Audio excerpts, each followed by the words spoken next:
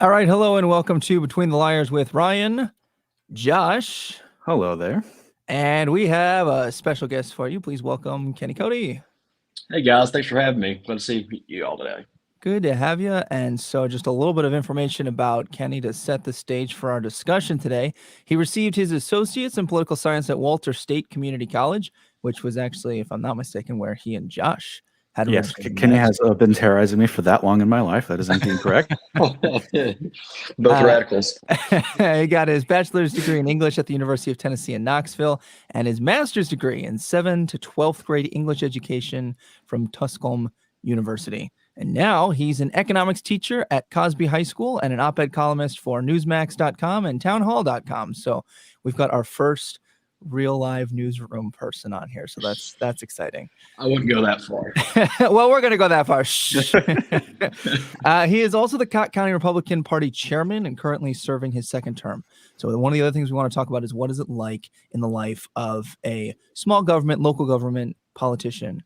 And he's also been published in the Knoxville News Centennial, the Tennessean, the Daily Wire, and the Washington Examiner. So thank you for your time today, Kenny. We appreciate it. So today, I appreciate you guys. Thank you. Yeah, we're gonna talk about politics in the South, maybe some of the stereotypes and assumptions that go on there, and then we're also going to get into a little bit of the idea of neoconservatism. And if you haven't already, before we get into that discussion or while we're going over our announcements, follow us on our Instagram, our Facebook page, our Twitter, YouTube channel, and TikTok. Just type in Between the Liars, it should pop up, and I'll kick it to Josh. And as you know, well, at least we got close to it today. We try to get as live as we can on Noon Central. You can find our all of our past videos and all of our live videos coming up on our Facebook and YouTube channel. Our merch is still up on Redbubble, so if you have logos, you can see behind us right now, get that on all types of different things. And as a continual thanks to Angela Hensley over at Secret Spike Studios, 865 Audio, for providing our great opener. Don't forget that he has a new song out. It's titled Misty. It's available on all major streaming platforms, so please go check it out and show your appreciation for our appreciation to them for our opener and support the work that he does. And if you want to just have a real easy path to get there, just follow like the little link tree that we've got going on any of our social medias, and his is right up at the top. And you can also find an episode that I did with our guest from last week, Ken from Taboo Topic. So he and I just did. If you want your partisan talk, we just kind of talk because we don't really differ. He does want you on that show, Josh, to have a little bit of a discussion. But yeah, check. There's a link for the discussion I had with him on Thursday night, if you want to check that out.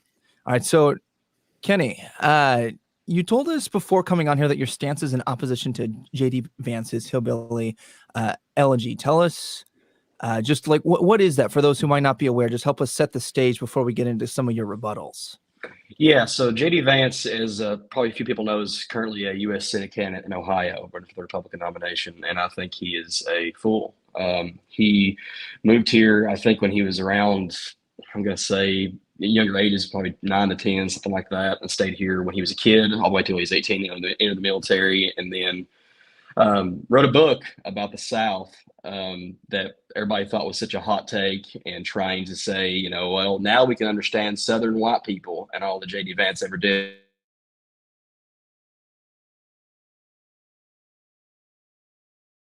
Might have some technical difficulties here. We'll see. This is perpetually our fate. Whether we do it. Stereotypes. Talking about, Oh, we lost you. Oh, you lost me. Okay. There's always one of us who goes out. So Okay. he came from Ohio was kind of the last part we heard. You got of course. Okay. Sorry. Of course, we said because that's okay. So Vance, we can understand white people is what you were saying. and that's the part that cuts out, of course. So he pretended or was interpreted as sort of this savant of rural white people. And really all his book did was confirm every stereotype that has ever been portrayed on the South, that we're all addicted to opioids, we're all undereducated, we're all Republicans that keep voting for the same things that have put our people in bad places in the first place.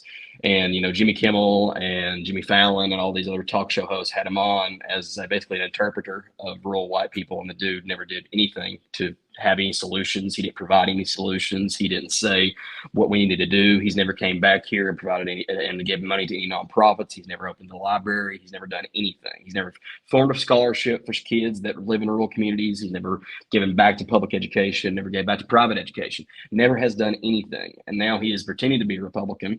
The dude holds pretty left economic views as well. As if anybody's ever paid attention to any of his economic views, the dude is just a social conservative and a left-leaning economic viewer. So I don't really understand why he's running for the Republican nomination in the first place for the Ohio Senate seat. He voted for Evan Mcmullen in 2016, if that gives you any kind of joke of who the dude is. Who is Evan Mcmullen, for those who might not know? Evan Mcmullen was an independent candidate. His goal basically was he was a Republican appointed CIA guy. He was a former CIA guy and worked for the GOP caucus, Senate caucus back in probably the early 2010s. And his goal basically was to, if the election was so close, was to win the state of Utah, because he is from Utah and was a Mormon and was going to attempt to win Utah. He actually placed, I think, got 20% there, 25% there, and was going to attempt to tie the Electoral College and for the GOP to vote him as president when the Electoral College was tied. So he endorsed McMullen as sort of the GOP alternative to Trump, and the guy now is trying to freeform as a far right populist, and the dude endorsed Evan McMullen, who is probably the most embodiment of the deep state, I guess, as you would call it, as you can get. So I really don't trust a word that the dude has to say, and that comes from his really awful book. Is the originator of that. Sounds to be an interesting mixed bag of ideologies of just kind of all over the political spectrum. He's a grifter, moreover.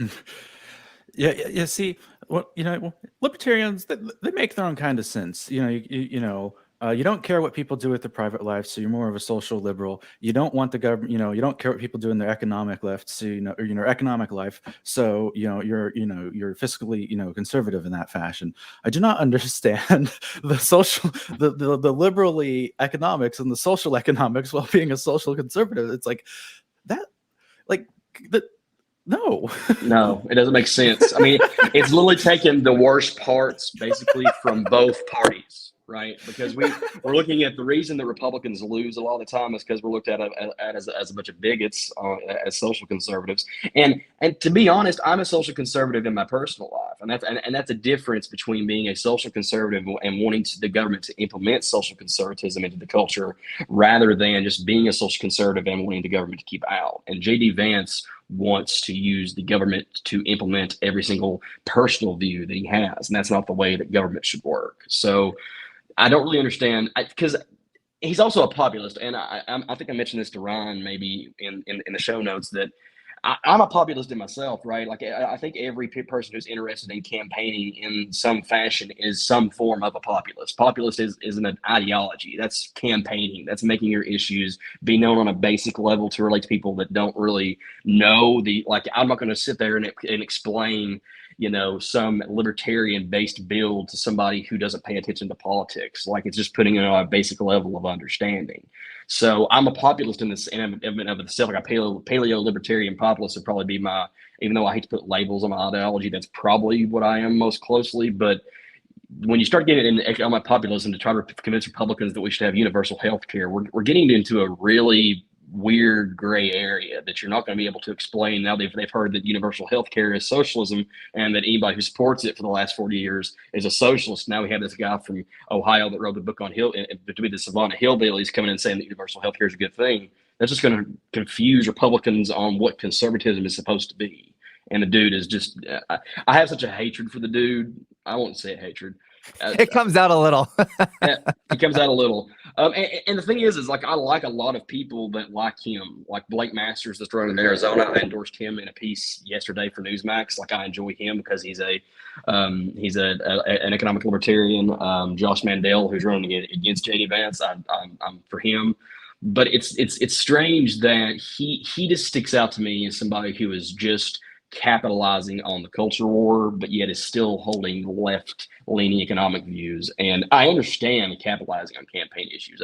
I've worked on campaigns. I get it, but it just seems like he's just trying to trick people. And that if there's one thing I hate about politicians, somebody who's pretending to be somebody they're not. And I don't believe he's a conservative at all. You mentioned economic libertarianism. I haven't heard that term before. What exactly does that? Is that just like you leave the economy completely alone, or what are their general beliefs for that? I believe mostly. I think laissez-faire economic views is mostly what we believe in. I think a lot of with the big tech arguments and everything else, I think that with the big tech argument has kind of shifted the Republican Party a little bit on the government's involvement in monopolies, the government's involvement in big tech.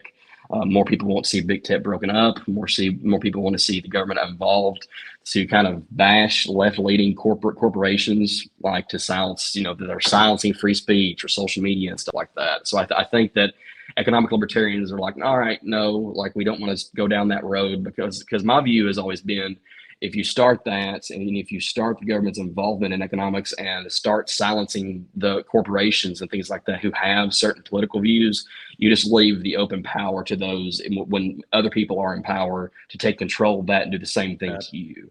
That's what I've always viewed as that as. And economic libertarianism, to me, is giving alternative. Like, I just like when I see corporations that go directly against my political views. I don't enjoy it. But let's provide alternatives. Let's provide alternative social media, or let's try to have some sort of movement that changes the barriers and changes and extends the conversation to different views and different political views of those corporations and of those big tech companies. I don't believe in necessarily the government getting involved and shutting down Facebook or shutting down Twitter and things like that, or making them a public service. I don't necessarily believe that, but I think economic libertarianism is just the basic view of conservative economics. That's just the basic view. Laissez-faire has always been mostly the view of the Republican Party and mostly been the views of conservatives. But I think I have to differ that now when I talk about economics, because there's been so much conversation and so much opposition to big tech, which I understand. I do get that is an opposition, and I understand a big variation of the party believes that big tech is trying to silence conservative talk and everything else. But I don't think the solution is to get the government more involved, because that's what we've always been opposed to. So JD Vance, it sounds like, basically came on a lot of these shows and kind of fed into what the public wanted to hear, which is why you steered into those stereotypes. And even though you said he was from Ohio, he wasn't from the area, but he acted as a spokesperson on behalf of those people.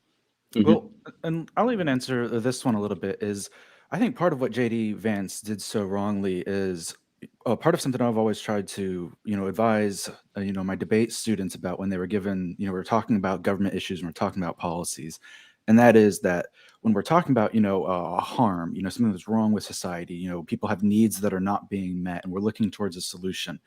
Those people experiencing those harms did not live their lives, did not go through that suffering, so you could have evidence for your case.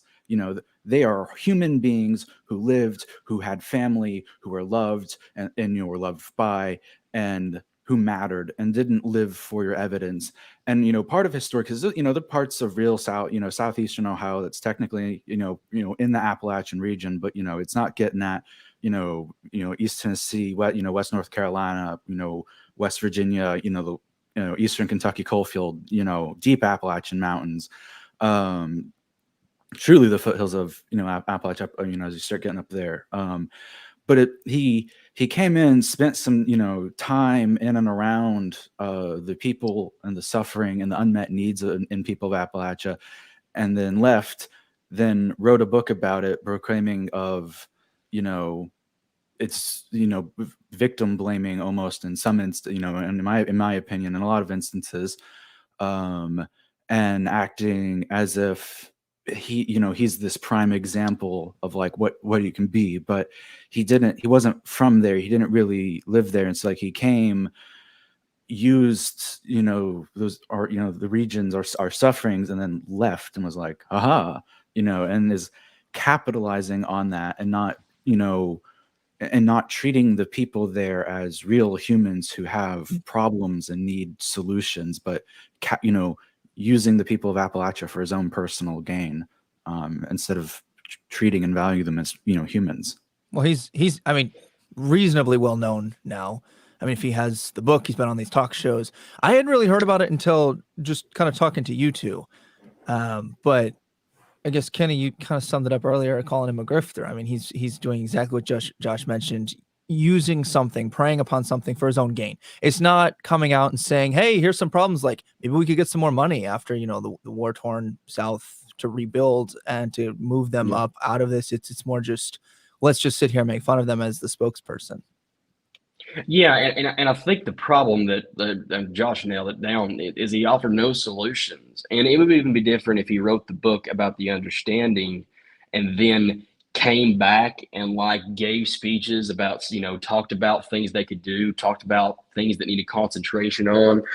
I would understand that part if he did that and came back here and did events or created a nonprofit. Or, I mean, if there's one thing libertarians are for, it's creating organizations that are separate from government to help the people out and conservatives out in these areas and rural Americans out. Like, that's one thing that we value, and he's not done that. He's not created a scholarship in a university. He's not created a scholarship at the public school he may have went to when he was here. He's not giving money to that public school to afford things to make a better education system where he was going to school at. It doesn't make much sense to me that now we're dealing with somebody who is at least somewhat viewed as a savant, but he's really, like I said, offered hardly any solutions to help out these people, but yet has stood on their backs to make millions of dollars, and is the only reason that he is a elitist. And I guess I think that's part of what he wanted to be. He wanted to give the elitists an understanding of rural Appalachians so he could be one of them, is at least the way it comes off to me.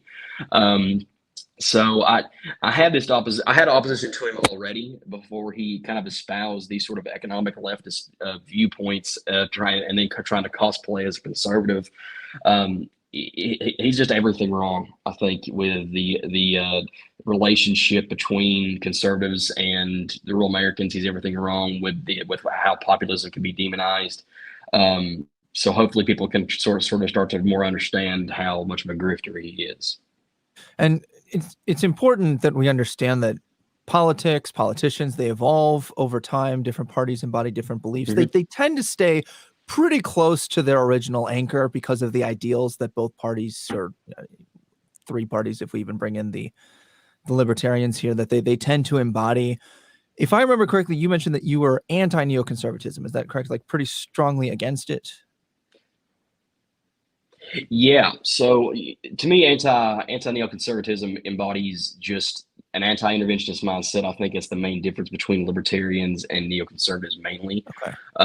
You know, I'll admit, back when I was in school, and back when I was sort of more of a moderate Republican, and because I didn't really go, I guess, radical until I graduated. But I'm much more of a libertarian now because of viewpoints like, you know, being very pro criminal justice reform, being very anti-interventionist in terms of foreign policy. And I think the more I learn about people like Liz Cheney, and the more I learn about people like Adam Kinzinger, who supported the Iraqi war, continued to, you know, pretty much promote every single opportunity they could to send American soldiers over to die for no reason. Was it more to make money off anti-establishment then? Like big government anti-establishment where they buy into that? For you, I think part of it is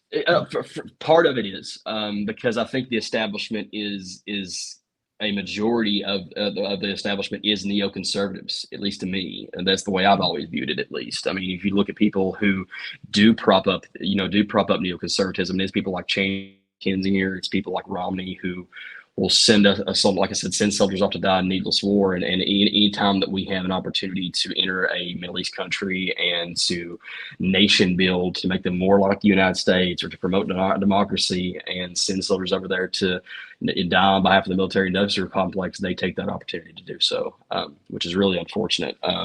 And I think that's, trying to be the party of law and order and things like that. And I enjoy, the promotion of, having a better criminal justice system, and to, prosecute people who deserve it. But, people who are serving mandatory minimums, people who are serving, years and years in prison for misdemeanors and marijuana charges and things like that. It's just our right now, and I think a lot of neoconservatives either support and prop up a big military, promote defense spending, promote us invading other countries for some reason, just solely so they can feel, I guess, their egos grow, sort of an egocentric foreign sovereignty and the understanding of the United States across the world. It's sort of a globalist approach, I think, and an interventionist mindset, which I think is also harmful. But I just wonder, and I've always just wondered why. I guess I just kind of fell into that understanding. When you're a Republican, you just kind of support, you support the troops, and you support, the sort of the nationalist mindset of, the U.S. is the best country in the world, and I believe that. But the spreading of that value to any country that anybody has an opportunity to have is very strange to me. Like that egocentric mindset to, risk lives and risk life and liberties just solely so we can promote and, be, flex our muscles as the best country. It just never has made a lot of sense to me. And I don't, we talk about in debate, there's a scale, right? Like there's costs and there's benefits, and the costs of war are not worth the benefits. They never have been. I wouldn't call myself an isolationist at all. I think when we have reason to retaliate against a country that have killed Americans, or have retaliated against a country that has attacked the United States, or attacked somebody who is a citizen of the United States, that we need to retaliate. But this obsession with just nation building, like as soon as Russia and Ukraine had a conflict, you saw people and congressmen and senators tweeting, well, we need to defend Ukraine. We need to defend Ukraine. Why? Like, why do we need to do that? Why do we need to be the world police? Why do we need to go over to that country and risk our citizens' lives on behalf of another country? You mentioned a lot of frustration with like the polarization, like the entrenchment. And I'm really curious to hear how you said that you shifted kind of from more the Republican to more of the Libertarian, and now you're the Republican GOP chairman. Talk to me a little bit about how you decided to align yourself with that. Yeah. So, I mean, Josh has known me ever since I was at UT. I was at Walter State, and then since I went to UT, Tuscaloosa, everything else. I mean, I've always been a Republican. Like, I've always been a Republican voter. I've always been involved in the GOP, whether it's for another conservative organization or what have you. I've worked on a bunch of different campaigns. But I think this is the main difference.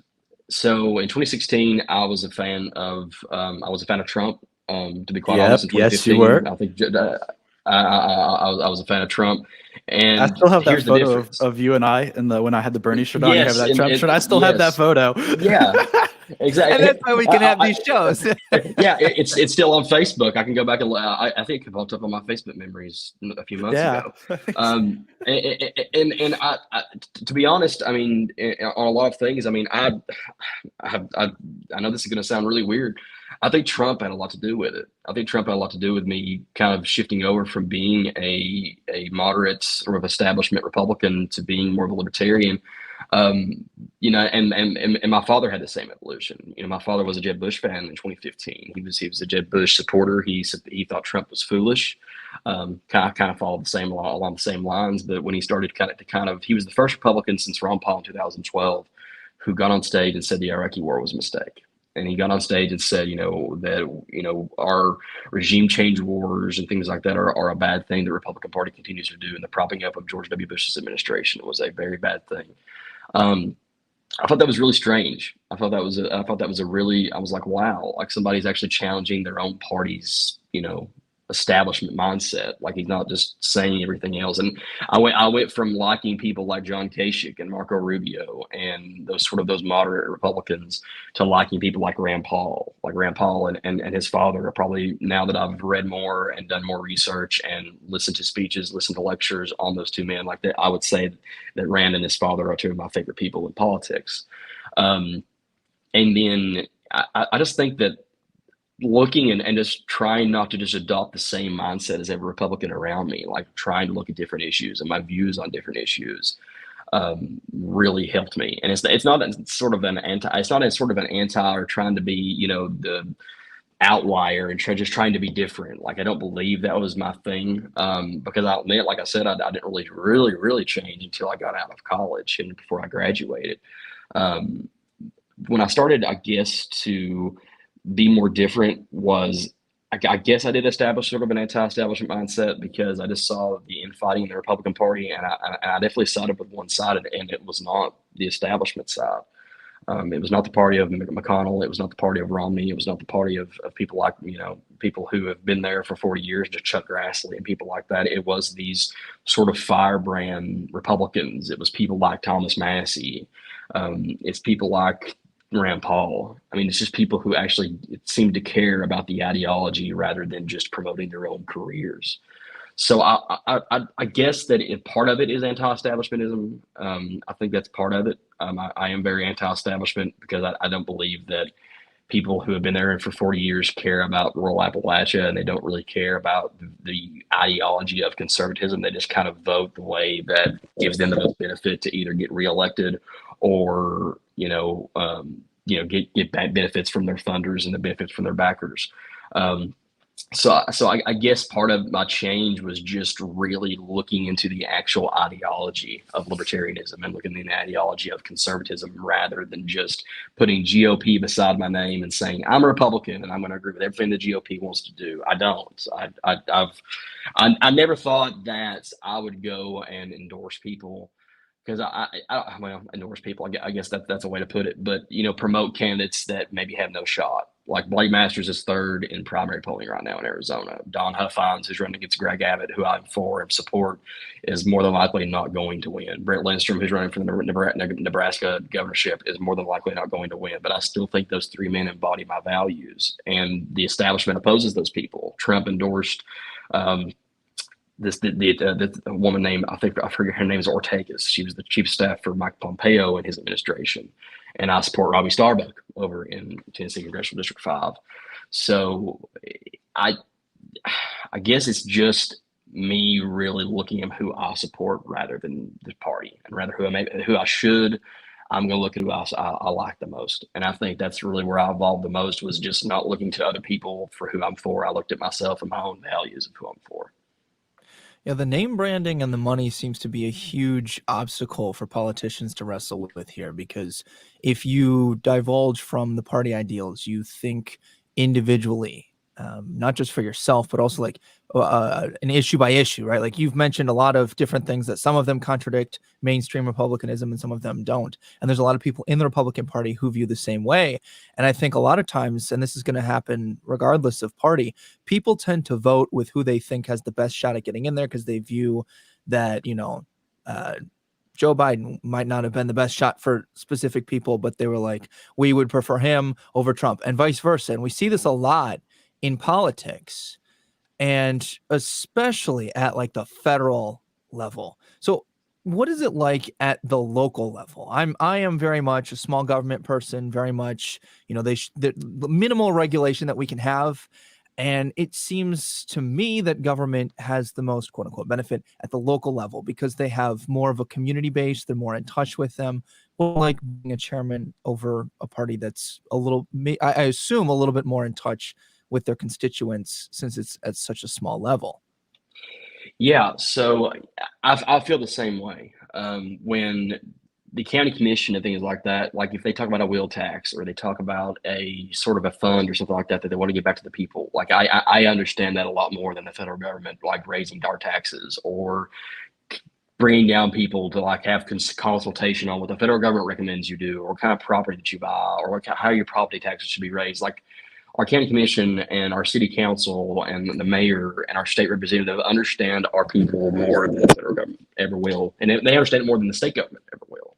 So I do think that involvement and that promotion and that sort of consultation with constituents are very important. And I'm a lot more understanding of policies like that who may be viewed, if they were implemented on a wide basis, as large government. I think on a local level, it's a lot more constituent based. It's not just a policy stand. It's not just people standing on like, well, I want to sound good. I want to go up here and sound like I'm the humanitarian for supporting this policy that's never going to happen. Like talking about policies and solutions, just like I talked about the advance that provide with the local government officials and with local Republicans and Libertarians is very essential. One thing I would notice something that you said, that on a federal level, all the time we look at people who can win, right?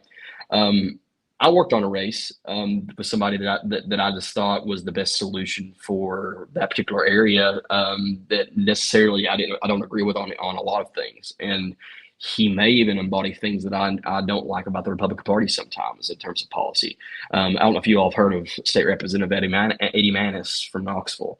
He is the first gay Republican ever elected in the Tennessee State House. He's one of two gay people ever elected to the State House, period, along with Tory Harris out in Memphis.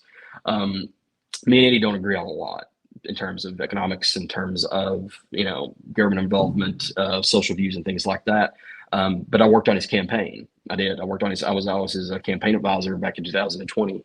And I think on a level of understanding, like he was running in the Republican primary and he had an opponent named Gina Oster who was working on, who was sort of running as the right, they're like the more right conservative choice, and was not running to be, not running to try to appeal to independents or anything, was just running as a Republican, which I admire. Like, that's great that she's doing that. And I support more right Republicans, to the right of people like Greg Abbott, to the right of people like, people like Blake Masters, who's probably running a more right campaign than Mark Brenovich, who's the Secretary of State in Arizona. Like, I do support people like that. But in races, I said a quote a few months ago to a guy named Brian Nichols, who's a libertarian podcaster.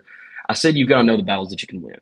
And in some of these races, like Eddie Manis's, I knew that a Republican who is running in a Biden plus 10 district does not need to be out and being a firebrand. Like, that's not needed. Like, I like firebrands. I like people like Paul, people like Boebert, people like Ted Cruz, and people like that who are firebrands, who are outspoken. But Manis was the best choice for that district because he was a moderate. He could win that district, and the district needed economic conservatism, and that's what he embodied. Like, me and him may not agree on social things.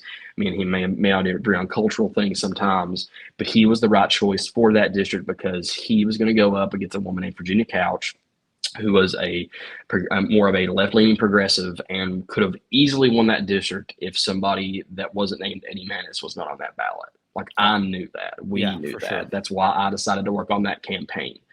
And I knew that if somebody who was very right-leaning and was not viewed as a moderate Republican was the nominee for that race, we would get beat to death. And that district, we predicted. So Martin Daniel won the district in 2018 +3. And that's why he decided to step down, because he knew where the district was going and he knew where the district was trending.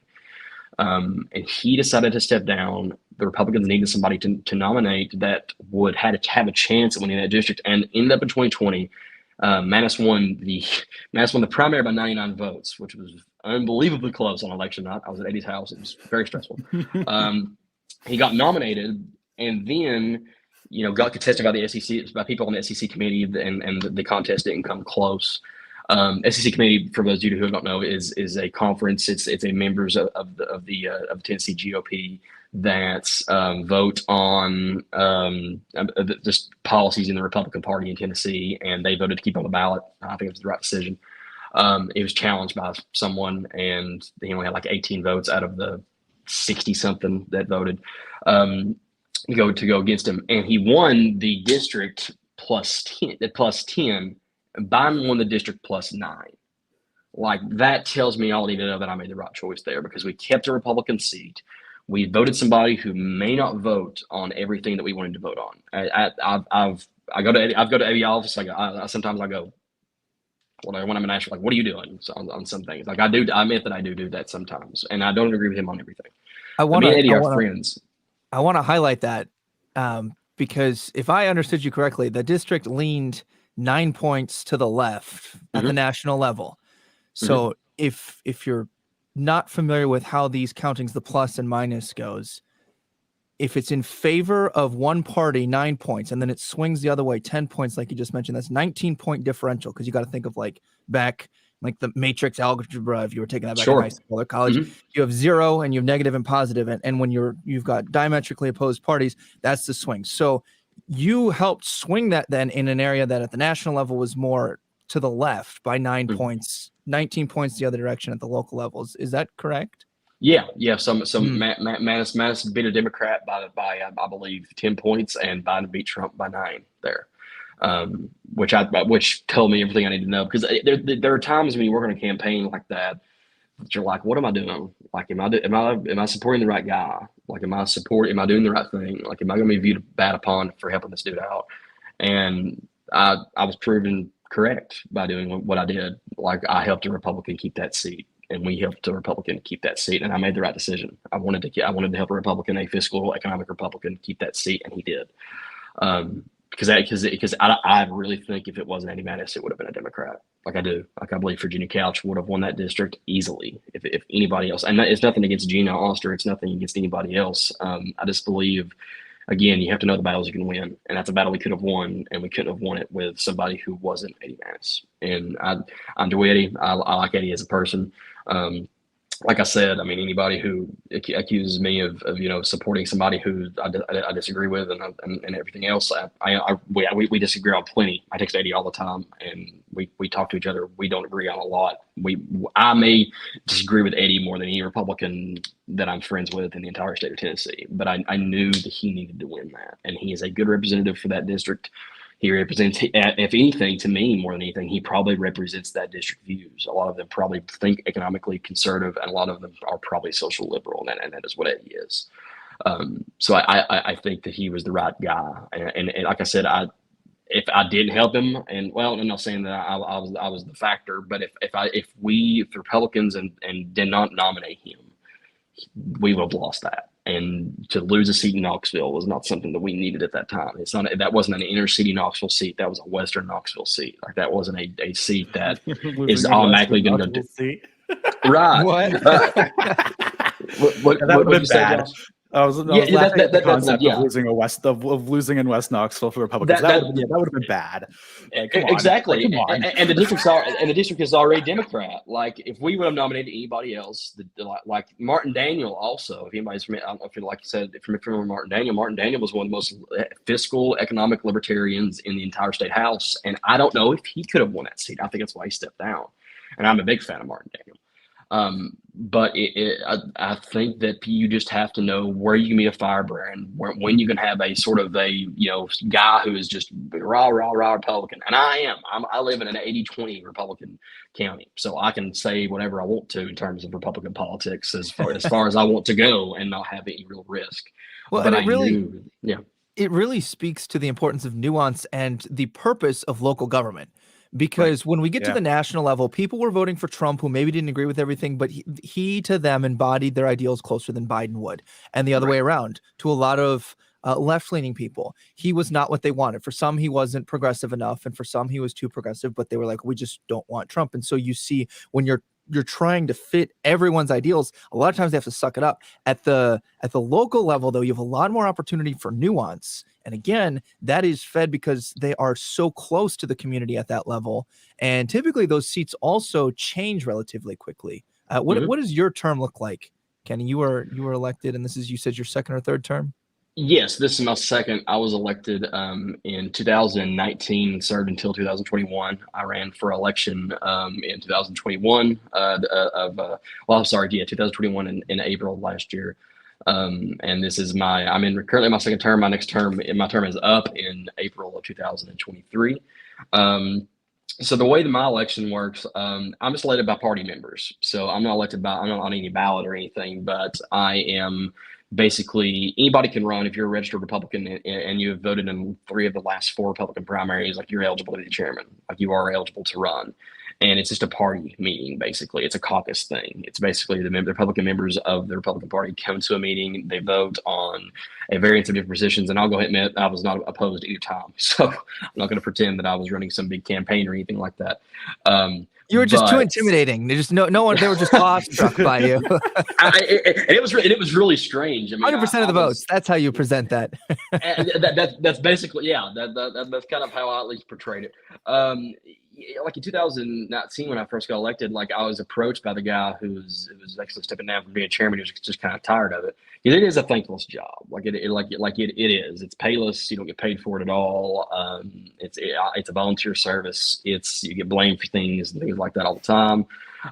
You have some duties and handling, events to promote Republicans, and especially now that the county elections are going on, people kind of look to you to do events and to do forums and to do debates and things like that. It's a very thankless job oftentimes, but I do enjoy it. But I ran that first time, and I was 22 years old when I was 23, I guess, when I was elected. I just turned 23. Which is really weird. It was a really weird thing, like to be that young and to show up to those. Like a joke that I always make when I speak at some Republican events, I'd always go, "I promise you that I am the chairman of the county. Like I'm not the chairman of the high school Republican Party. Like I am the Republican Party chairman. I promise you." Because I'm usually clean shaven too. I've got a little bit of scruffle right now, but I'm usually clean shaven when I go to events, so I look really young because I have a baby face. Yeah, you do. So and a lot of people you're Kenny, that's you. I'm like, yeah, that's me. I guess my activism probably started when right out of college, before I went to law school for one hell of a year. I was the campaign manager for Jeremy Fajan before I was the Republican Party chairman. And I think that probably promoted and got me involved in political activism more than anything else. Jeremy was my representative here and is now one of my really, really, really close friends, one of my best friends in the world. And I think he and probably along with just the evolution after I graduated college, Jeremy is a very libertarian guy, so he probably shifted my ideology a lot on the way I thought on politics. I never tell him that, but he shifted my ideology a lot. I'm sending him the VOD after the second this goes live. I'm going to clip it and send it, Kenny. I have it on tape. I don't want to give you that much credit. That is going to be the only part of our teaser. I'm just going to cut that and I'm going to put that right there. 5 seconds. I've never given that much credit.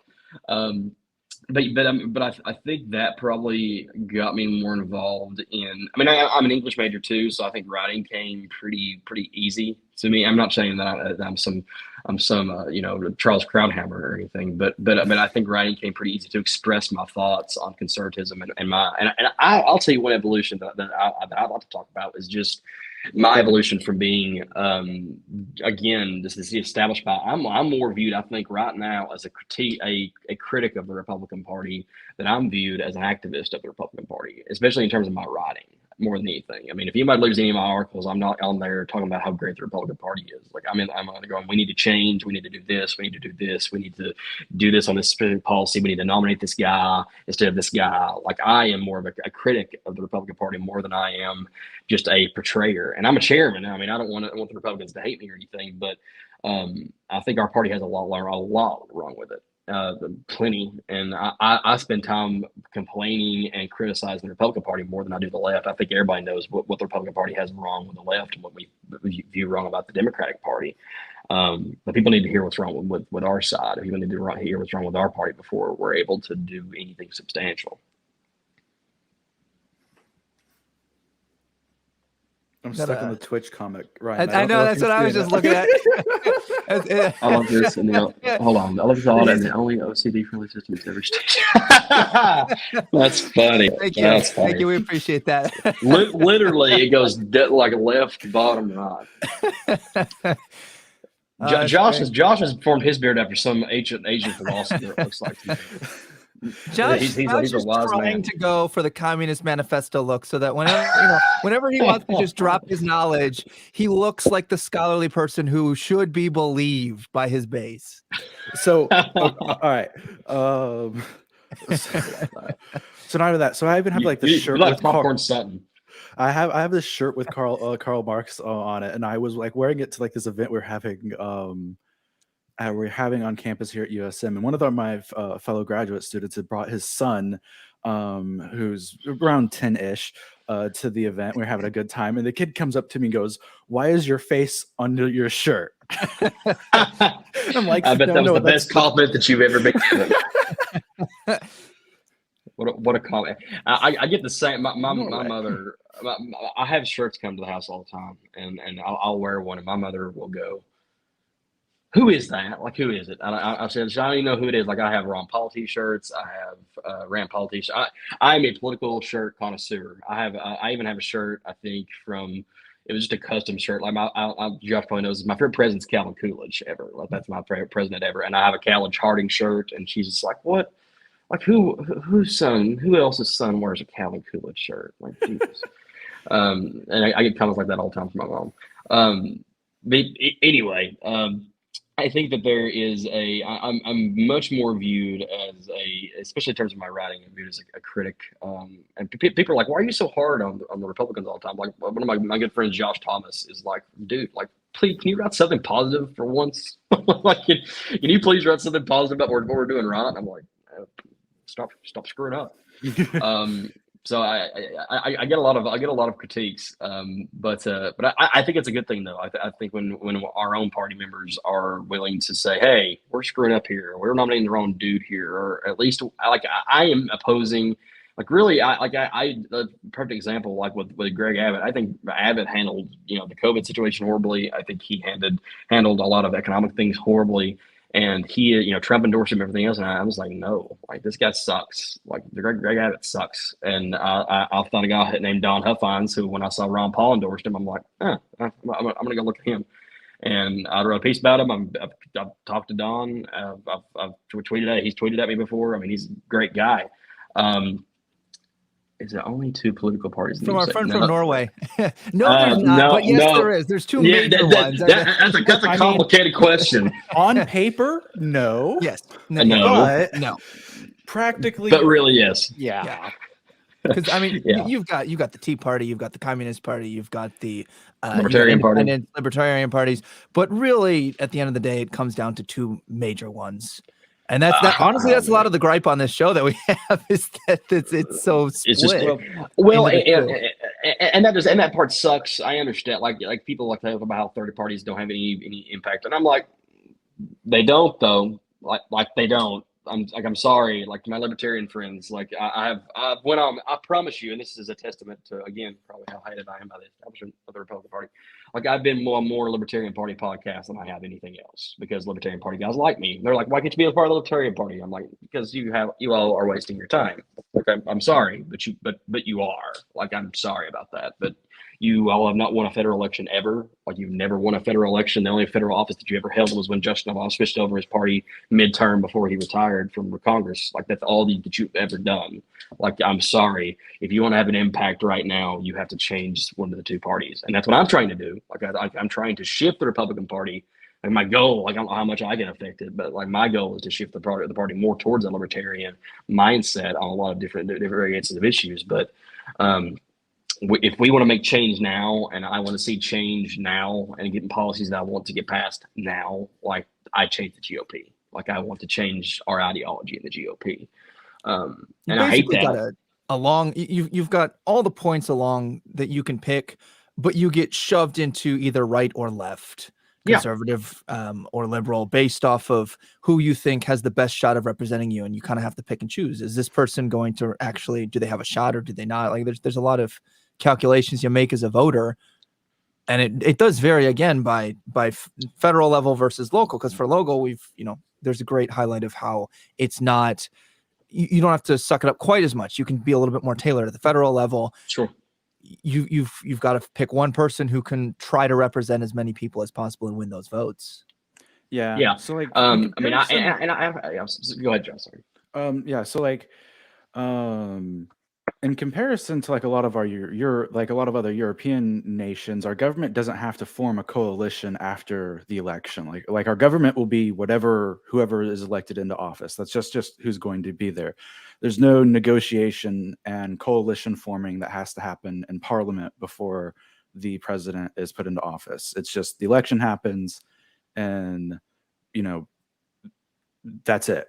And so all of the coalition building that happens in parliaments across Europe has to happen in either our primary elections that the parties hold, or just in these negotiations that Kenny's talking about, in the criticisms that he's giving, is the coalition building of the party, of saying what views are acceptable within the table of ideas, even on the platform of ideas that is our party, that we encompass. So the coalition happens to form the two parties. And why spending question? Why is the Democrats spending so much money? They don't have that if they go to jail. I'm not 100% sure how to. What's the question? I don't know it. That's part of the problem. I heard something about Democrat. I heard something about Democratic spending, and my mind went, "Yes, that's bad." Hey! Who was the only president? Who was the only president to recently have a balanced budget? Who was it? Bill Clinton. Because of Nick Congratulations, yes, you found one person.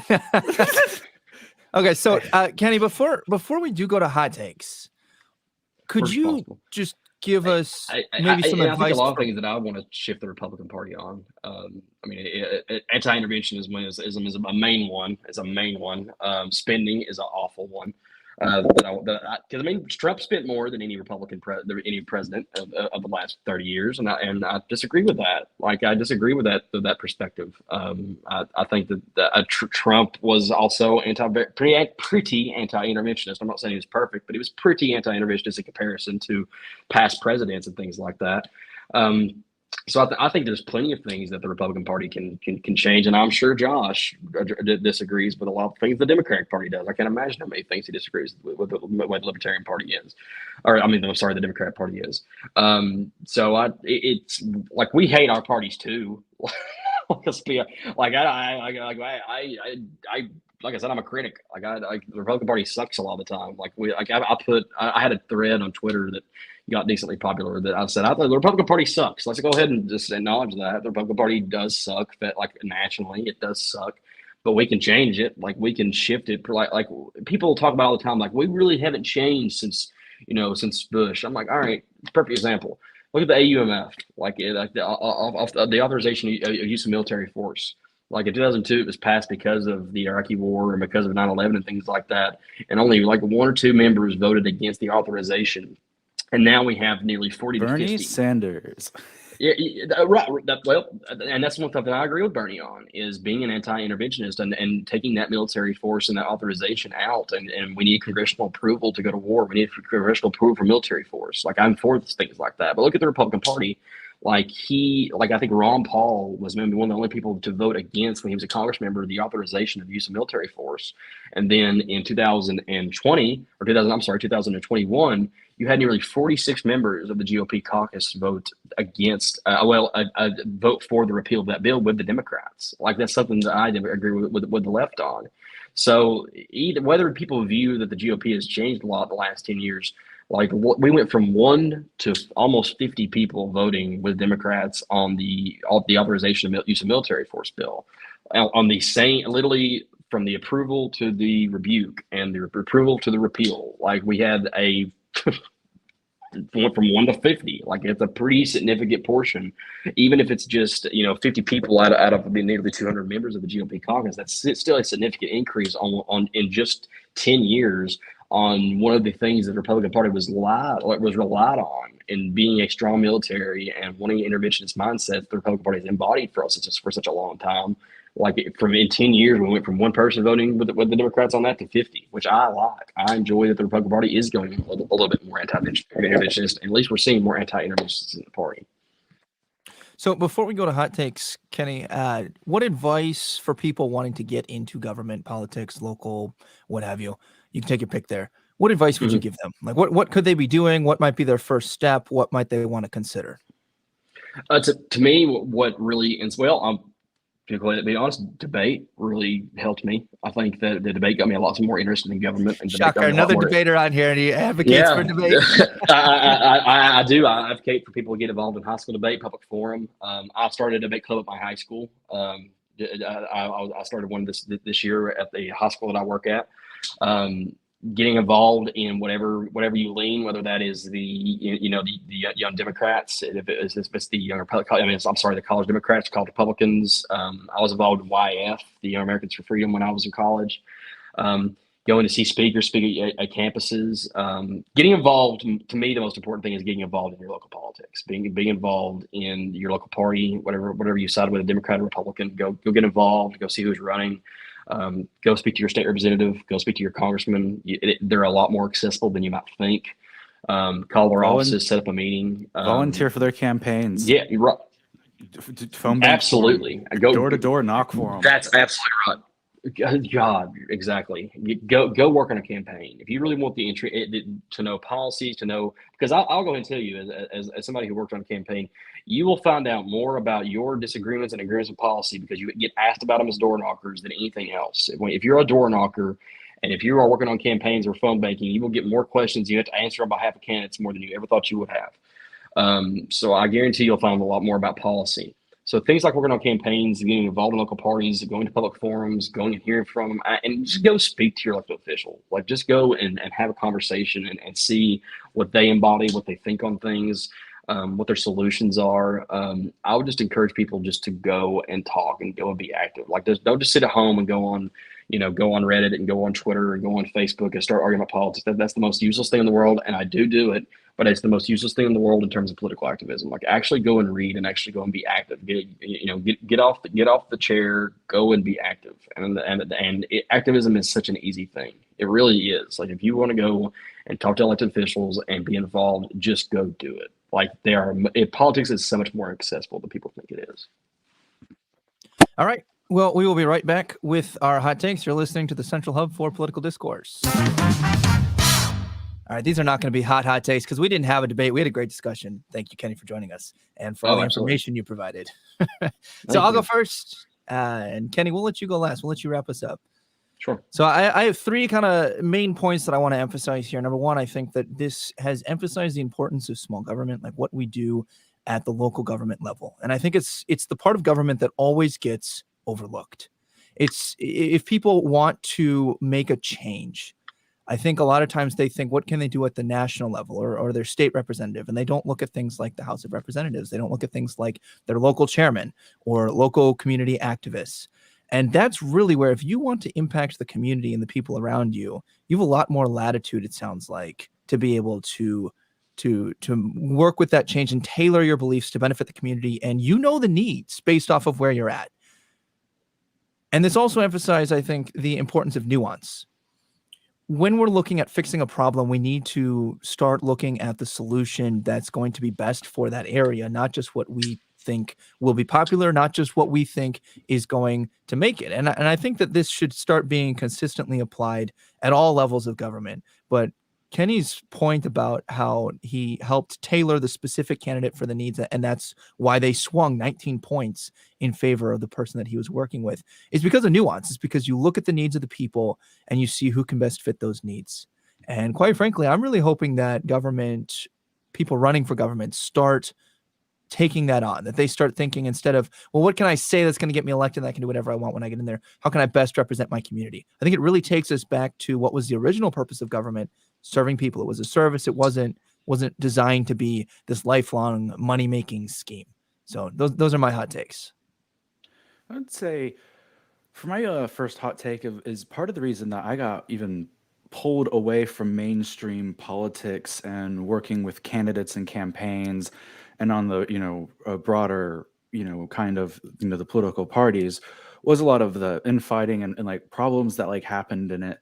And there's a lot of appeal of just state and local government because you can do a lot of good work, because you can go up and say, all right, this community, you know, its sidewalks haven't been repaved in 15 years, and they're broken and it's bad and it's, you know, not good for the people living there. You know, the street lamps need replacing, the local park needs renovation so the children can have a place outside to play.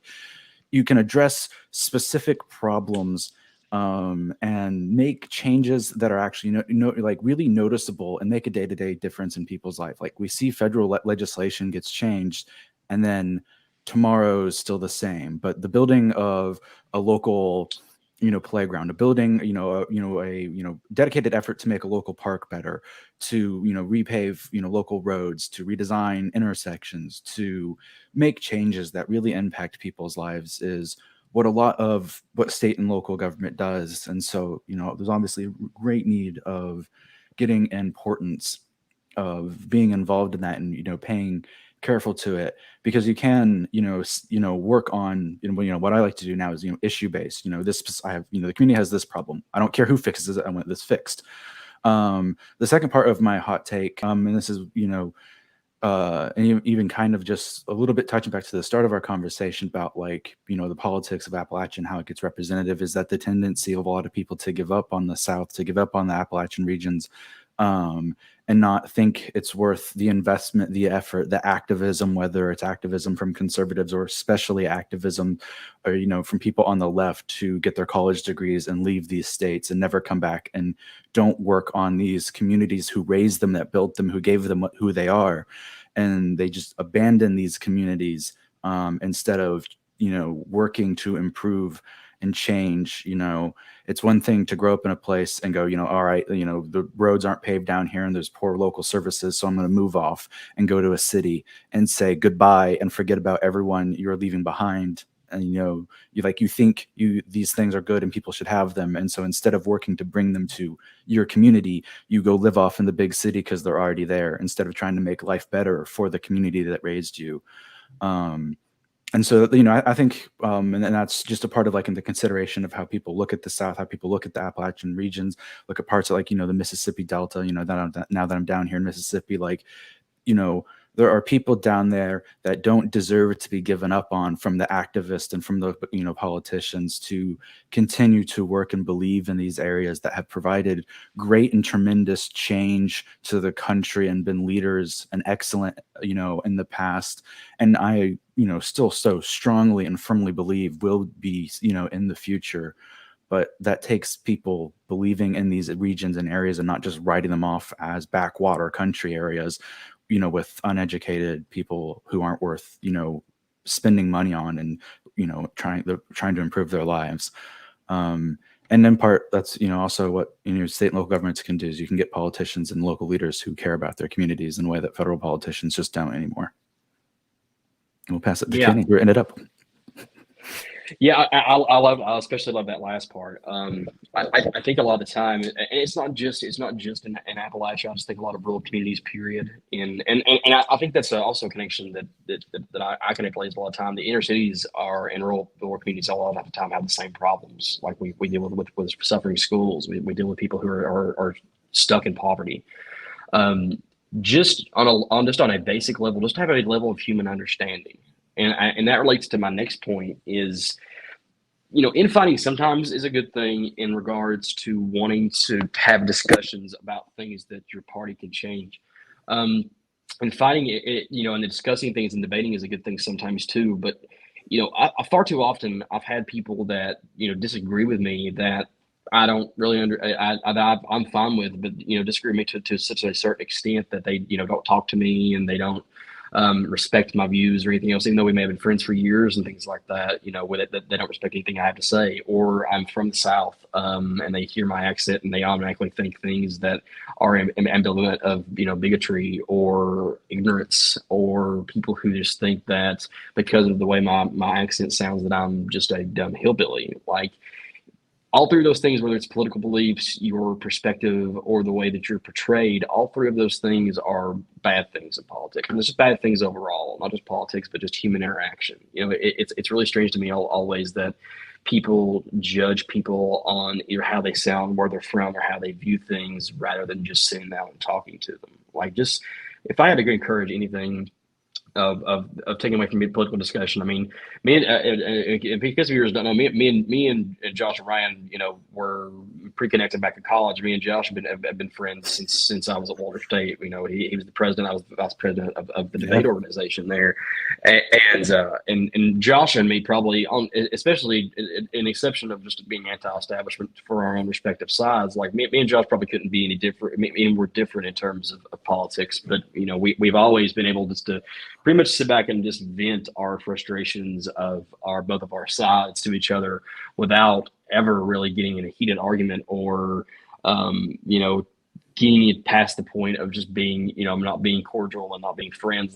And I don't really understand people who can't do that. Like just don't treat your friends like they're just some person on the side of the street yelling at you or a person yelling at a cloud. Like, actually just go talk to them and have discussions about solutions, because if we don't have discussions about solutions to things that we care about, like, what's the point of politics? Like, there is no point. Also, don't talk about people's heads. That's one problem that I've got too. Don't actually have basic discussions about solutions, and don't just talk about over people's heads about things that they're not going to understand and make yourself sound smarter. Like, just talk to people. Like, it's a pretty basic solution. Just go and say, hey, this is what I believe. What do you believe? All right, well, this is where we differ, but this is where we side with.